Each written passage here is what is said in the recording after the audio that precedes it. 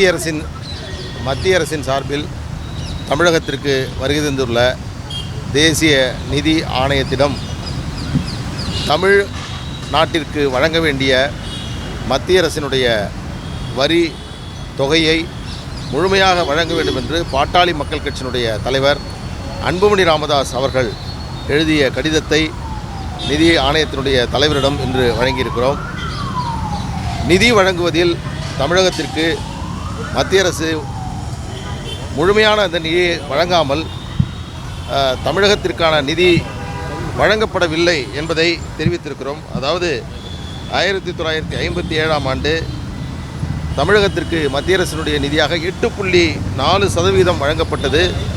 பிறகு 4.9% இப்பொழுது குறைந்திருக்கிறது. இதன் மூலமாக தமிழகத்திற்கு 3.57 லட்சம் கோடி ரூபாய் நிதி இழப்பு ஏற்பட்டிருக்கிறது. எனவே மத்திய அரசு தமிழகத்திலிருந்து வரக்கூடிய வரி தொகையில் 50% வரியை தமிழகத்திற்கு வழங்க வேண்டும். இதன் மூலமாக கல்வி, விவசாயம், சுகாதாரம் உள்ளிட்ட மிக முக்கியமான துறையினுடைய வளர்ச்சிகளுக்கு அது உதவியாக இருக்கும்.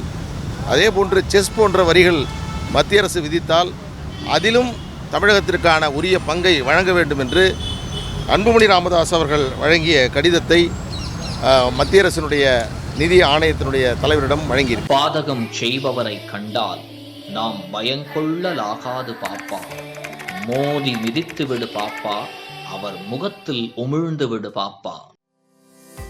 அண்மை செய்திகளை உடனுக்குடன் தெரிந்து கொள்ள இணைந்திருங்கள் இயம்நாடு தொலைக்காட்சியுடன்.